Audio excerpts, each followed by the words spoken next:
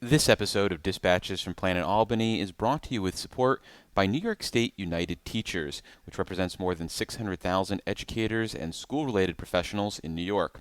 If you're interested in how your business or interest group can support Dispatches from Planet Albany, contact david.lombardo at wcny.org.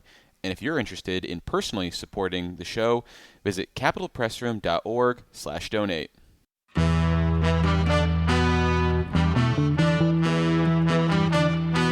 I've also declared war on potholes, so here's the first shot across the bow. Well, as you know, with Planet Albany, there's always something that makes the planet turn. And it's this amazing view of D.C., and Eddie Vedder comes out. And he goes, "You have a cigarette?" And I've never smoked in my life, but if I had, I wish that was the moment. And this strategy takes us from potholes to knotholes. I would like to say it was a pleasure, Mr. Kim. But I'm on the road. I'm David Lombardo, and this is Dispatches from Planet Albany. On today's episode, we're speaking with Adam Carlson, who recently decided to take his 12-plus years of experience with polling and market research to launch Zenith Research.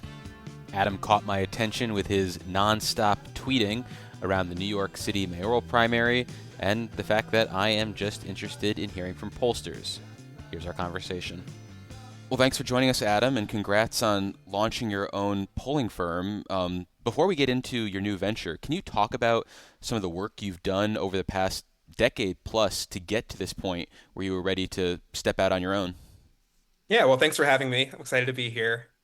I've been in the polling and market research space since 2013. I came up working at Global Strategy Group, a prominent pollster in New York, Jersey, and across the country.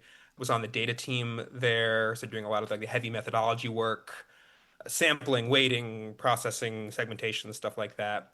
So really getting into the weeds on the process, and worked on stuff from like the presidential level to like the city council level, and for Democratic campaigns. And after 2016, a bit of a professional and personal soul-crushing defeat. And I also wanted to kind of branch out a bit and learn the other parts of market research, opinion research. So I went into the corporate world, but I was still doing a lot of political flavored things. I was like the political guy at the market research shops. So anytime there was a Trump related issue or a should we say something about Dobbs or about DEI or about issues of the day or gun violence, advising companies and nonprofits on that. And then I was at a startup for the last year or so. Didn't, as startups do, didn't quite pan out. And decided to open up my own shop and get back into the game. I have been doing a lot of stuff on like Twitter just for fun, and I do a lot of like parsing and criticizing of other polls. And I was like, let me throw my own skin in the game here, and let me open up myself to. It's easy to throw rocks from the outside, but I want to try and do things a little differently and have a different kind of conversation about polling. Well, in terms of launching your own business and getting into a polling space, do you have any sort of financial backing? Are you tapping into your own pockets? Do you got wealthy parents? Where does the money come for something like this? So yeah, so I've been unemployed for the past couple of months. I'm not doing any investors. I'm doing it just myself. There actually is not a lot of overhead right now. I have a client who I've had for about a month now, Who's which that? is it's a progressive think tank Okay. in DC. So I'm working with them, and some money's coming in there, and I'm kind of pumping that back into the business. So just using revenue to pump back in, but there's fairly low overhead to start. So you're working So out of your home? I'm working out of my home. I'm bootstrapping it. Pitching people. I'm having a lot of fun. It's only been a week, but it's been a whirlwind. It's been great. Well, what is your sales pitch to someone, given how there are so many established players in this Yeah. business? What is the Adam Carlson special sauce that you're trying to sell? My general sales pitch is, I've been doing this for a really long time. I am not attached to any kind of establishment within the Democratic Party. What I'm learning very quickly is there's all the different interest groups and arms and consulting groups. The Democratic Party do not play well with one another. They do not like one another. They often don't want to collaborate. They often have allegiances to different wings of the party or different people and don't want to piss people off.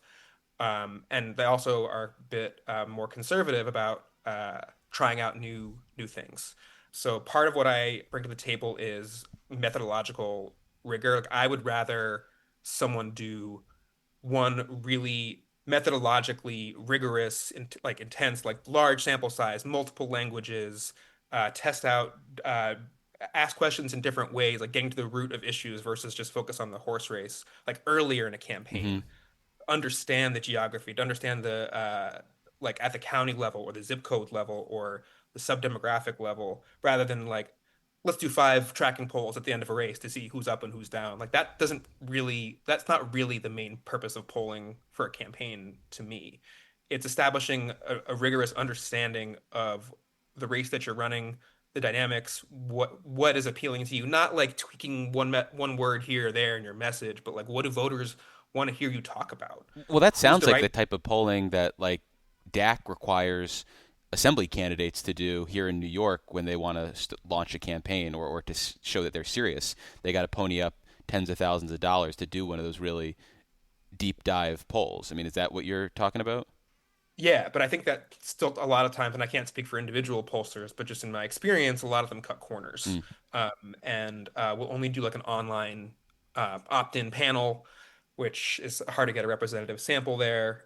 It's easier to do in like more educated white districts, but in more diverse districts or more socioeconomically diverse districts, it's a bit trickier to reach those hard to reach people. So trying out different methodologies to reach them, whether it's through address-based sampling, text-based sampling. I'm even toying with the idea, and I'm meeting with a couple firms on this, of doing different ways of interfacing with respondents, including with like AI. Mm. I know it's kind of a buzzword, blah, blah, blah, AI, but there are different ways where, especially for younger people, to make it more of an interactive experience as opposed to like I'm clicking through on a page and going to the next question. And it's a little more conversational feeling. So I'm still exploring that, but part of my pitch is I'm not afraid to try new stuff and experiment. And then in the broader sense, a big thing that I want to do with Zenith is be really transparent. I think a lot of times pollsters are a bit too secretive about their process, the assumptions that they're making about an electorate. Like we just saw in the New York City mayoral election, right? Like people were clinging a bit too much to like the 2021 primary electorate or 2013, right? And because it's a bit safer, right? Leaning more what happened in the past versus like looking at the available data around us, including like early voting data Yeah, coming in I'm or going to interrupt you registrations. because Yeah. a lot of polling gravitates towards our expectations. And by that I mean outlier results are sometimes ignored or muted because they bounce against conventional wisdom. They run afoul of the 2013 turnout models. They run afoul of the 2021 models, as opposed to Yeah. maybe accepting that your results are the sign of a new dynamic. So, how do you, as a new pollster, address that natural tension? Because there's the possibility that, oh, I see this sign and it's counter to what I would expect, and I'm going to lean into it, and you're right. But then there's also, I lean into this, and I've got the Siena Rochester poll of a few years ago that was just completely wrong, and they had to like apologize for it for years. So you as a new person, do you feel like you just have to take that big swing and hope you're right, and then that's Zenus's calling card moving forward, or are you Yeah. a little hesitant too?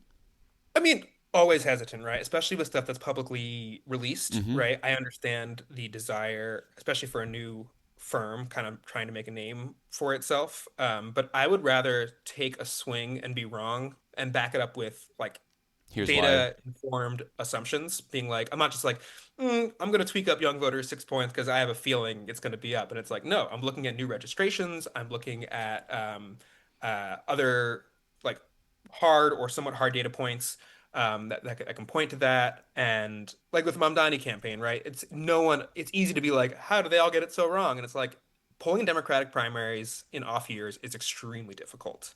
There were very, very few high quality independent pollsters getting in the field, and especially not in the final week of the race, where like that kind of race is famous for late movement with like de Blasio in 2013, with Garcia in 2021.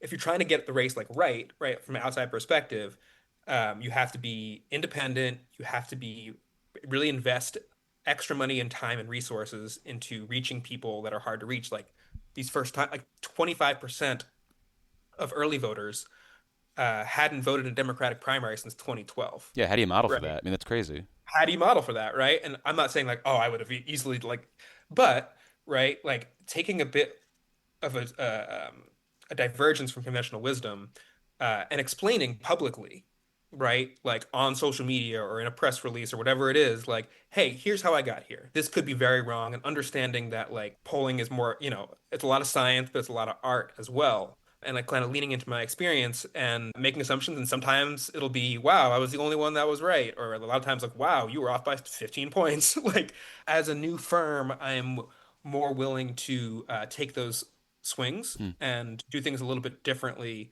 But I also want to like emphasize what I said earlier in that like to me the main purpose of polling is to get in early and to really understand the race rather than like who's up, who's down at the end. That's what gets covered. That's like the Nate Silverization of polling. It's like more of a sport and you get a report card. I think that's important too.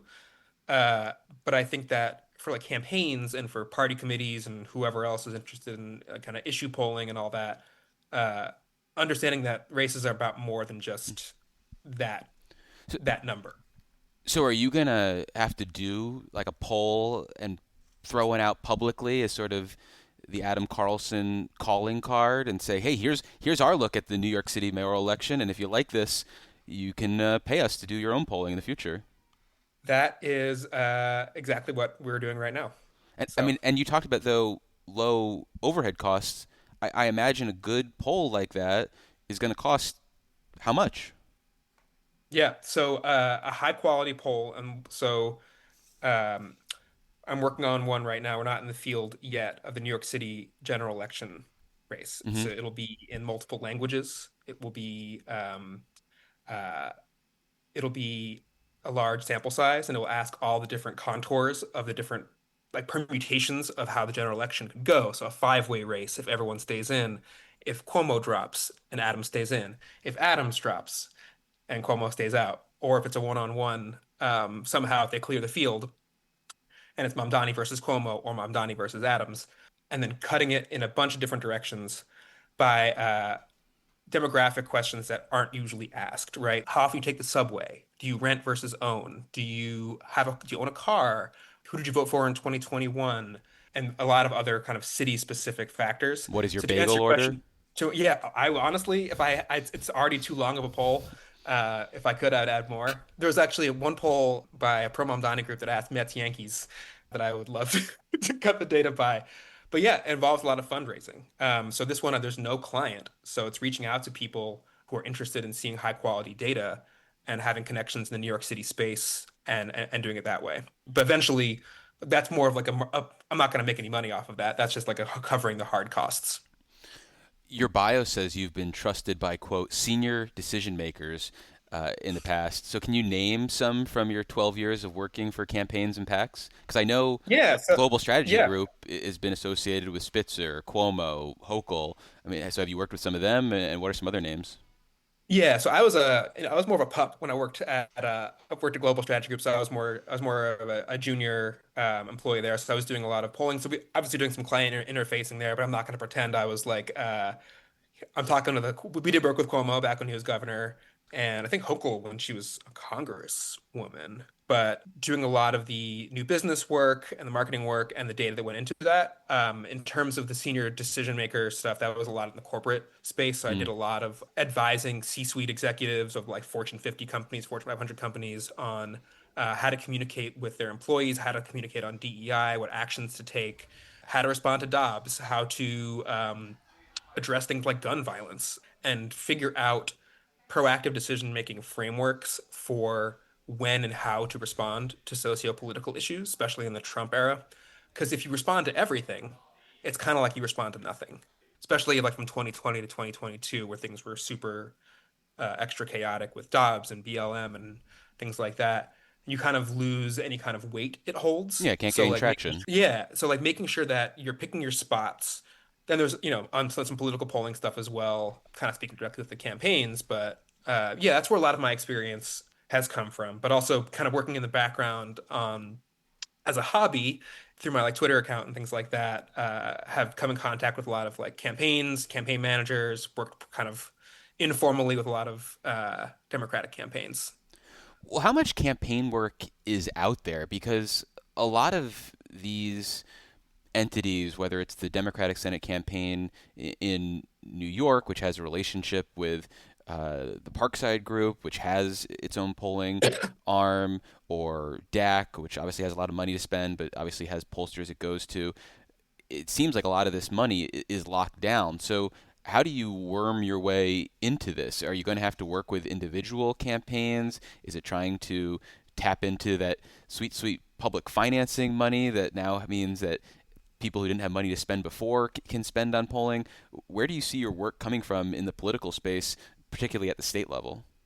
So I'm trying to be a national firm, but obviously my Mm. interest, both personally and professionally, is in New York State and New York City. I think the gubernatorial primary is looking a little sleepy, but there's a lot of really interesting congressionals as well. I'm only a week into this, so I'm still trying to figure out what the path in is. But so far, it's been a mix of like organizations reaching out, like Mm. think tanks and progressive advocacy groups, and individual candidates. And there's seemingly no shortage of individual candidates who need polling, especially as I expect we'll get in the next few months, a lot more insurgent candidates announcing their candidacies against longtime Democratic incumbents, especially in like safe blue districts. But you look at like New Jersey 7 has like five Democratic candidates running for one swing district. New York 17, Mike Lawler's seat, like I think it's like a five-car pile up there. I'm not. Oh, there's definitely more people in that clown car than five.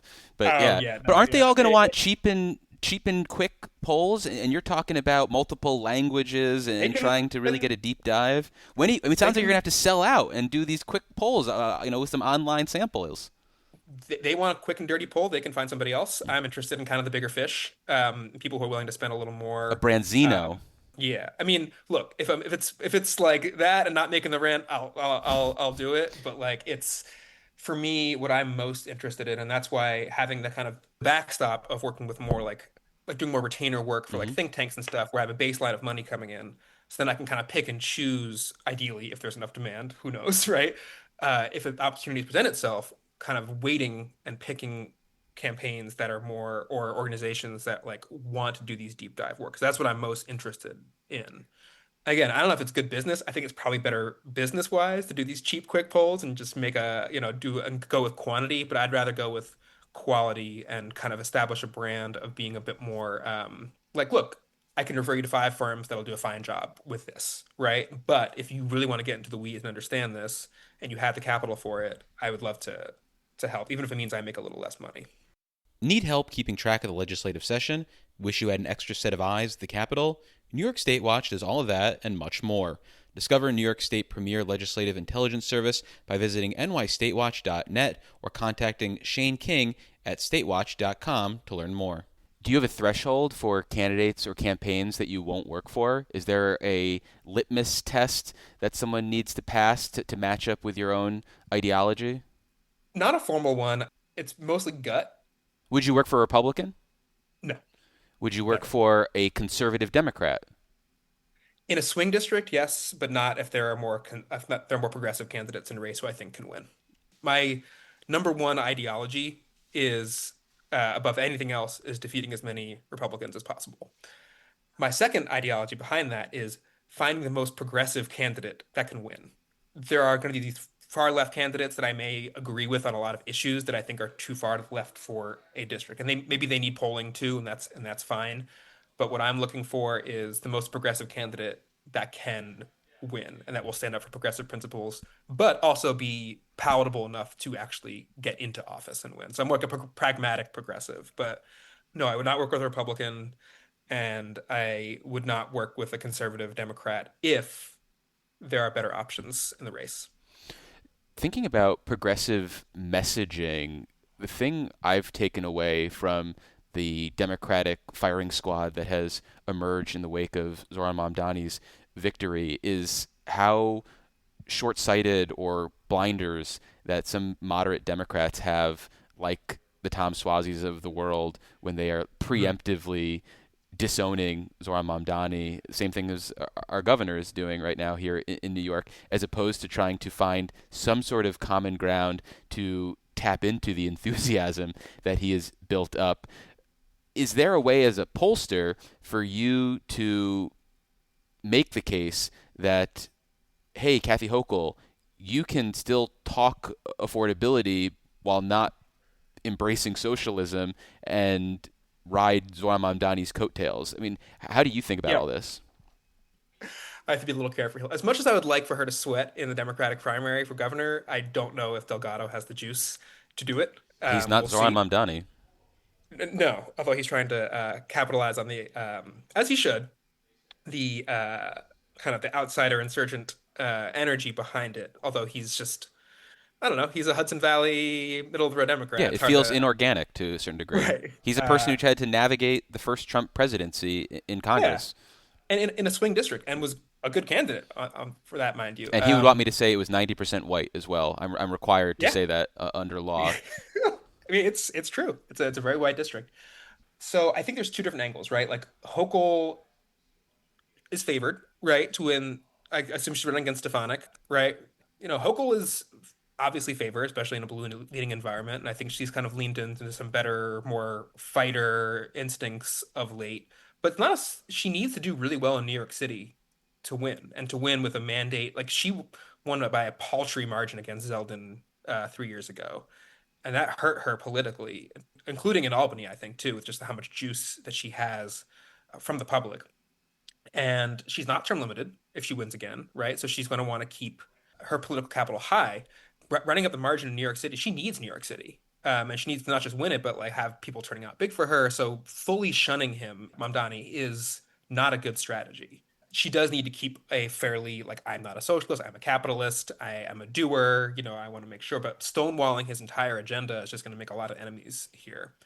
And I think that showing that via polling, like, here's what, not in New York City, but New York State, here's the individual issues that he's proposing that require state funding. Obviously, the state legislature, but she has a lot of influence over that. Here are the issues that a majority of New York City residents or majority of New York State residents want to happen, right? Whether it's free buses, whether it's childcare, whether it's, I think maybe Taxing the rich to pay for all this? taxing the rich to pay for that. Like, there's a lot of, and initial polling I've seen on that, especially at the national level, has been like, yeah, people like this stuff. When you get into some of the details, people may not like it as much, but as concept, this is like a progressive economic populism that Democrats have been searching for, that I think Bernie tapped into, but was maybe an imperfect messenger at that time or for certain demographic groups, right? But you even see Zoran doing well with like young black voters. It was assumed that Cuomo would just clean up everywhere, and it really was just among like middle-aged and older black Right. voters. It's not just this like white gentrifier coalition that a lot of people thought it was going to be, myself included, early on going into the primary. It was much more of a multiracial coalition. So I think that like she showing that with data, right, that these things are popular and these things would improve your image here, right, and would make people more likely to vote for you or donate to your campaign or get involved and knock doors for you, I think could be really helpful. But I think it'd also be helpful for like the actual policies themselves passing at a state level. I know people upstate kind of resent New York City for all the attention and the money and stuff, but like a lot of the stuff does affect the rest of the state. Wait, And who especially, like, resents New York taxing. City? Based on my conversations, a lot of people above Westchester. So, And that's where upstate begins, north of Westchester County? I mean, we could have a whole conversation about that too. I consider it to be kind of north of the Hudson Valley, but And that's where the uh, that's where the resentment kicks in. in my experience, I'm open to having other perspectives on that. Wow. And I think it varies. Well, you disagree? I just like anytime, the New York City elite tell us upstaters how we feel about New York City. Please let us Hey, know. I am an unabashed New York City elitist. I will lean into that. But anyway, so I think there's different ways of showing that. You could do it with issue polling. You can do it with showing different kind of coalitions that she could put together for the general. Hmm. But things like congestion pricing too, they can team up on that, right? Like he can help her as much as she can help him. Do you think there's And I a think messaging on congestion pricing that helps in the purple suburbs for Kathy Hochul, other than I'm going to stop it? She's kind of tied herself to it, right? At this point, Hmm. she was against it, and now she's leaning fully into it. So I don't think there's any going back. Right. So I think you have no choice but to lean in and talk about all the good that it's doing. Do I think that's going to be a popular message in Westchester or Nassau County? Probably not. Among certain aspects of New York City residents, especially like the more progressive parts of New York City, even if it means paying more, right? They support the fact that like all the objectively good things that it's doing in terms of raising revenue and reducing congestion, and it's not really affecting business in the way that a lot of the detractors had. So there are ways of messaging it, although I am a little concerned that like during the Biden campaign when he was still running, they were like, look at all these numbers on a chart and how good they are, right, for the economy. And then everyone on the ground is like, no, the economy sucks. Like, look, Egg right, prices. right. And I'm a little concerned that that might be the same thing for congestion pricing in New York. Like, look at all the good it's doing, but all people see is the $9 charge on their Easy Pass or like the thing in the mail, and they're just Well, they like, need to hope that the experience of using public transportation is actually improved, or that people say, okay, I'm paying $9, but I didn't deal with the same traffic. They need to actually feel it as opposed to being told what to feel. But we've got limited and time, so I want to yeah. pivot. Who does bad analysis, or who do you think is doing a bad job of polling, either based out of New York or on New York issues? Anything stand out to you? I gotta be careful here. Why? You're not looking. I You're not looking to get hired by them. They're the competition. Trash the competition. Yeah. So public policy polling, who I have to give a lot of credit for. They are the only Yeah, pollster. you've already credited them. You said that You on get it Roberto. right. Listen to Roberto Perez's podcast for the I was on it. I positive, was on it. I for was the on it yesterday. positive words that you gave to them, and the Justin Brannon campaign for taking a leap. But oh, stay negative. Go negative. I will be carefully negative in that I, I've gone up against them in Mm. terms of pitches before, and I, do not know how they charge so little for their polling. And Mm. I have a feeling that I don't know their intricacies of their operation. They're just But making the final people, numbers up. You're saying. no, not saying that at all. I I'm saying gotcha. that there are ways of doing polls quickly and cheaply. They're not necessarily wrong, but they're not the way that I would do them in terms of how deep I would go into it and different ways of reaching people. And I think that there are, like, I'll take a look at Harris X, for instance, who did polling for Fix the City right before the election, and they released a poll to kind of counter the narrative that Mamdani was closing, and they had Cuomo up, I think, by like 24 points in the first round, and they were ended up being off by like 30 points. Yeah. And they did not release their methodology, they did not release their stuff, but like something was clearly off in their assumptions, right? And that's why I think the transparency stuff is really key because like public policy polling used to do a lot of like IVR, which is the automated Hmm. calls, which I personally have not found to be super helpful. You get a lot of like old white people answering those calls, and you have to wait the data a lot. That works really Uh, well for Delgado's old district, though. yeah, yeah. But I think that there are ways of doing things a little bit on the cheap, and that there is a market for that, right? If you want to poll and you want it to be done quickly, and you want to get numbers out there pretty fast, and you're an insurgent campaign, you're scrappy, you only have a few $1,000.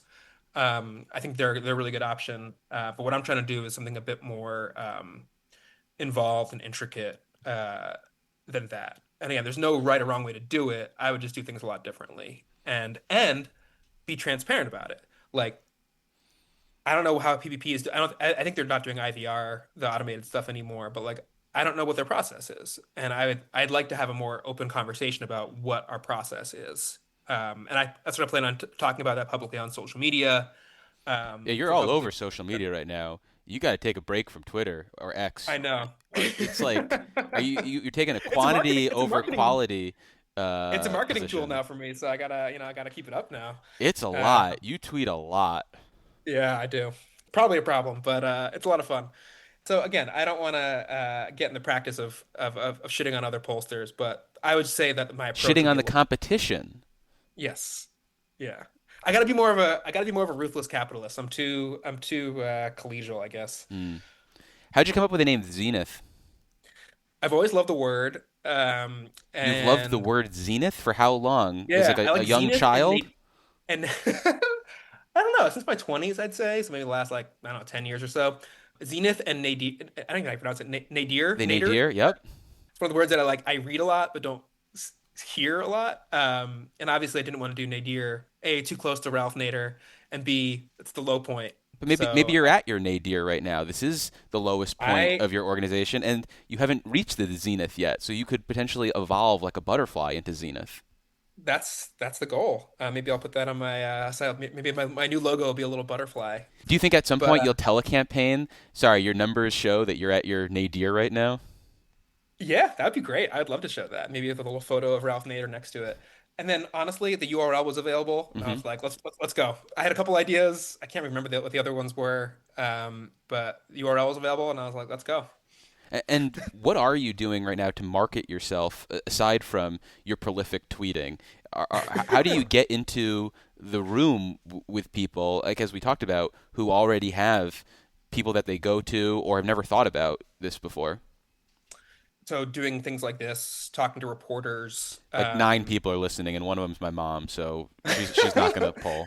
No, but like a lot of people reached out to me when I was doing my prolific tweeting in 2024, like kind of parsing the polls. So like if you look at my website, like I've listed all, it's a little self-aggrandizing, but I kind of have to be at this point. Um, uh, of all the different media outlets Yeah, that I've maybe you're throwing spoken too to. much shit against the wall. Is that possible? I mean, you talked Exactly. about the But trying to get, messaging. You don't but want all to do that too came much from messaging. It's like I'm getting right, distracted. The Hill, Philadelphia Inquirer, The Atlantic. I mean, right. brain overload. Right. So like all, and there's a lot of other stuff's been happening off the record too. So building Hmm. up those relationships with them and then like talking with other pollsters and a lot of times, like I mentioned earlier, like pollsters are have a conflict of interest, but they have a candidate that they really like Mm. and they will refer business back and forth. Okay. Um, So that's why you can't and shit on then all of them. exactly. And I actually do really like a lot of the pollsters that are out there. Like yesterday, for instance, Mamdani's pollster, Workbench Strategy, Jane Rayburn went on the Down Ballot podcast. Sorry to promote another podcast on yours, That's okay. but she was talking about all these things that I've been saying for a really long time about like how it's really important to meet people where they are with polling on like live call and text and multiple languages and all these things. And she was like speaking my language. And they're a brand new firm too, and they really did a great job with the Mamdani campaign. I think we should be highlighting more when other firms are doing things right. And it's not like there's plenty of work for everybody kind of thing. And You so it's hope more about so. like finding, I better hope so. I mean, worst case, I'm back where I am a month ago, unemployed and applying for established firms. But a lot of it came from Twitter, though. A lot of it came from just like people DMing me and like, hey, let's grab a coffee. So. Well, on that note, we've been speaking with Adam Carlson. He is the founding partner of Zenith Research. You can follow him on Twitter at ADMCRLSN. You might have to turn off notifications at a certain point. But Adam, thank you. I'd recommend turning off notifications. Yeah. Thank you so much, and good luck. We look forward to checking in with you in the future once you've got some newsy polls out in the field. Yeah, I hope to be releasing stuff publicly, at least, at a regular clip.